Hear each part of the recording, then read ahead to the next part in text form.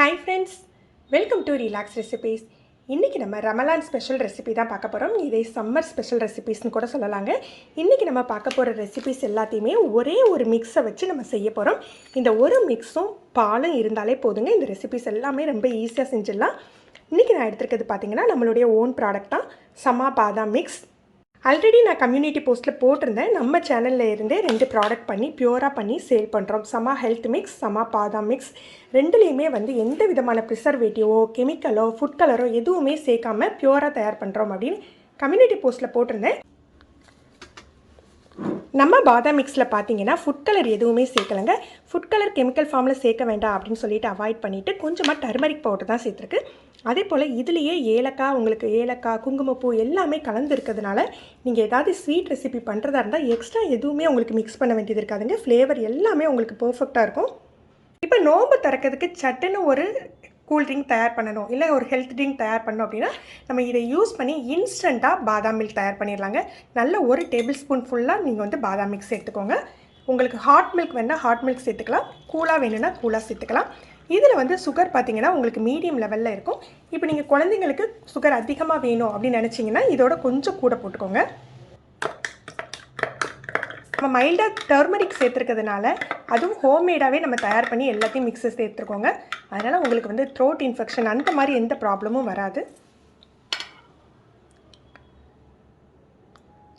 ஃபுல்லாக பாதாமோட ஃப்ளேக்ஸ், அந்த பாதாம் கொஞ்சம் க்ரஷ் பண்ணி வேற போட்டுக்கிறதுனால உங்களுக்கு நல்ல வாயில் வரையில் நல்ல டேஸ்டியாக இருக்குங்க.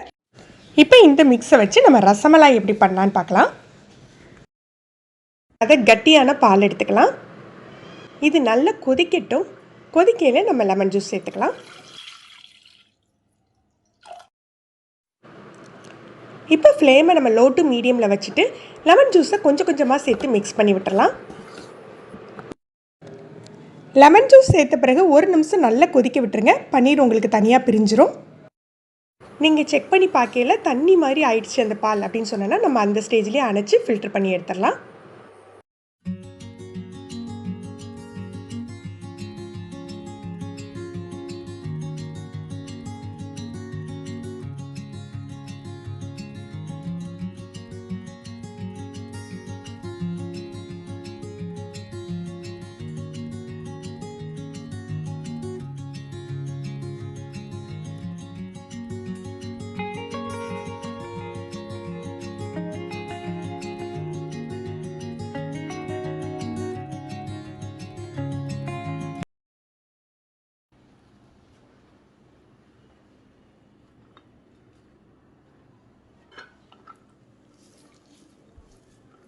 இந்த பன்னீரை ஒரு 10 நிமிஷம் நல்லா அழுத்தி பிசைஞ்சுக்கணுங்க.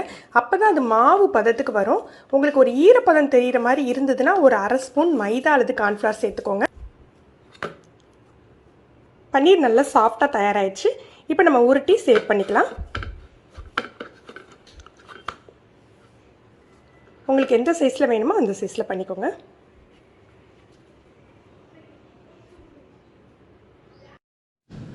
ஒன்றரை கப் சீனி எடுத்துருக்கேன். இதுக்கு ஒரு 5 கப் அளவுக்கு தண்ணி சேர்த்து கொதிக்க விட்டுறலாம். தண்ணி நல்லா கொதிக்கையில் தான் பன்னீர் சேர்த்துக்கணும். கொதிக்கிறதுக்கு முன்னாலேயே பன்னீர் சேர்த்துட்டா பன்னீர் எல்லாம் உடைஞ்சிடும். இதை லோ டு மீடியம் ஃப்ளேமில் ஒரு 15 நிமிஷம் மூடி போட்டு வேக விட்டுறலாம். வழக்கமாக மலாய் தயார் பண்ணுறதுக்கு பாலை ரொம்ப நேரம் கட்டியாக காய்ச்சிக்கிட்டே இருக்கணும்.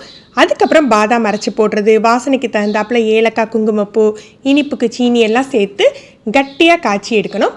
இன்றைக்கி நம்ம இந்த மிக்ஸை சேர்த்து செய்கிறதுனால 1 கப் பாலுக்கு 1.5 டேபிள் ஸ்பூன் அளவுக்கு மிக்ஸ் எடுத்துக்கோங்க.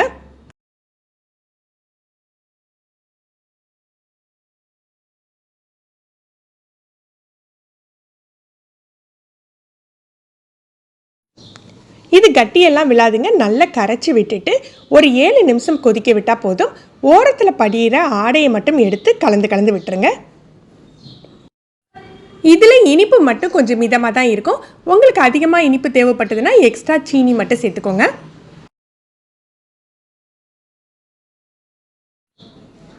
இப்போ மலாய் தயாராகிடுச்சு. இதை அடுப்பு அணைச்சி கொஞ்சம் ஆறையில் இன்னுமே உங்களுக்கு கட்டியாகும்.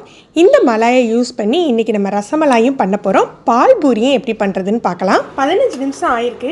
பாருங்கள் எவ்வளோ பெரிய பெரிய சைஸாக வந்துட்டுருக்குன்ட்டு. இதெல்லாம் வெளியில் எடுத்து வச்சிடலாம்.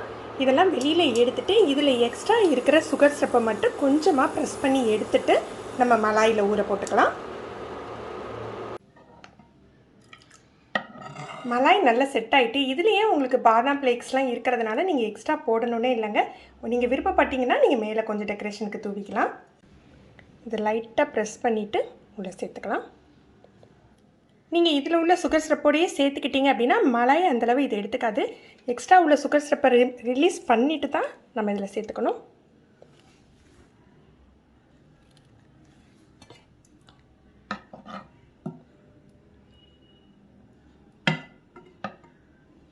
இது நல்லா ஊறட்டும். ரசமலாய் நல்லா செட் ஆகிட்டு இப்போ நம்ம பால் பூரி எப்படி பண்ணலான்னு பார்க்கலாம். இப்போ பூரி செய்கிறதுக்கு 1 கப் கோதுமை மாவு எடுத்துருக்கேன். நீங்கள் மைதா மாவில் கூட செய்யலாம். இதில் ஒரு 1/4 கப் ரவை, கொஞ்சமாக உப்பு, ஒரு டேஸ்ட்டுக்கு உப்பு சேர்த்துட்டு கொஞ்சம் நெய் சேர்த்துக்கலாம். ஒரு 1.5 ஸ்பூன் நெய் சேர்த்துருக்கேன். இதெல்லாம் நல்லா மிக்ஸ் பண்ணி விட்டுட்டு நம்ம தண்ணி விட்டு பிசைஞ்சிக்கலாம்.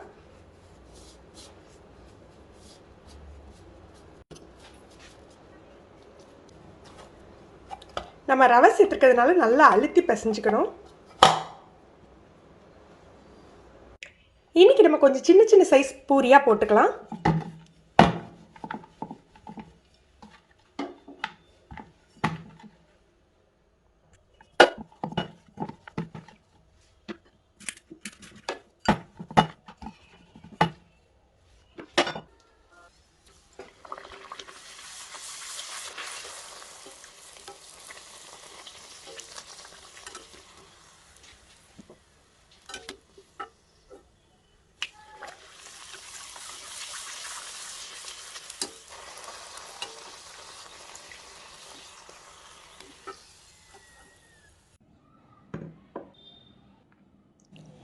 நீங்கள் ரொம்ப நேரம் பூரியெல்லாம் ரப்டியில் ஊற வச்சுருந்தீங்கன்னா ரொம்பவே சாஃப்ட் ஆகிடும். கொஞ்சம் உங்களுக்கு மொறுமொறுப்பாக வேணும் அப்படின்னா நம்ம சாப்பிட்ற நேரத்தில் நம்ம ரப்டி சேர்த்துக்கலாம். இந்த பூரிக்கு நம்ம கண்டிப்பாக ரவை சேர்த்து தாங்க பண்ணணும். அப்படின்னா தான் உங்களுக்கு இந்த டெக்ஸ்சர் கிடைக்கும்.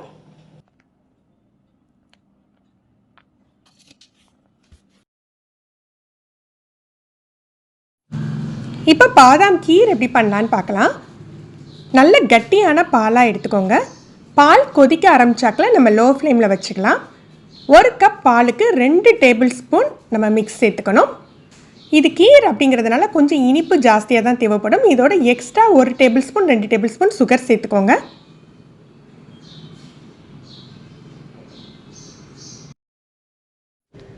இதை லோ டு மீடியம் ஃப்ளேமில் ஒரு 5 நிமிஷம் நல்லா கொதிக்க விட்டுறணும். இப்போ நமக்கு கீர் தயாராகிடுச்சு. நம்ம விருப்பப்பட்ட நட்ஸு மேலே தூவிக்கலாம். இதை ஃப்ரிட்ஜில் வச்சு சில்லாக பரிமாறினீங்கன்னா ரொம்பவே டேஸ்டியாக இருக்கும். ஃப்ரெண்ட்ஸ், இந்த மிக்ஸ் பார்த்தீங்கன்னா உங்களுக்கு இந்த சம்மர் டைம் ரமலான் டைமில் ரொம்ப யூஸ்ஃபுல்லாக இருக்கும். இதை வச்சு நம்ம இந்த மாதிரி கீர் மட்டும் இல்லாமல் இன்ஸ்டன்ட் பர்ஃபி, இன்ஸ்டன்ட் பேடா இது கூட பண்ணலாங்க. நான் இன்னொரு வீடியோவில் உங்களுக்கு என்னென்ன ஸ்வீட்ஸ் இன்ஸ்டண்ட்டாக பண்ணலாம் அப்படின்னு சொல்லிட்டு உங்களுக்கு போட்டு காட்டுறேன். உங்கள் யாருக்காவது இந்த மிக்ஸ் தேவைப்பட்டதுன்னா நான் ஸ்க்ரீனில் இந்த நம்பர் போடுறேன். இந்த நம்பருக்கு நீங்கள் வாட்ஸ்அப்போ இது காலோ பண்ணி நீங்கள் வாங்கிக்கலாம். இந்த வீடியோ உங்களுக்கு பிடிச்சிருந்ததுன்னா லைக் பண்ணி ஷேர் பண்ணுங்கள். தேங்க்யூ.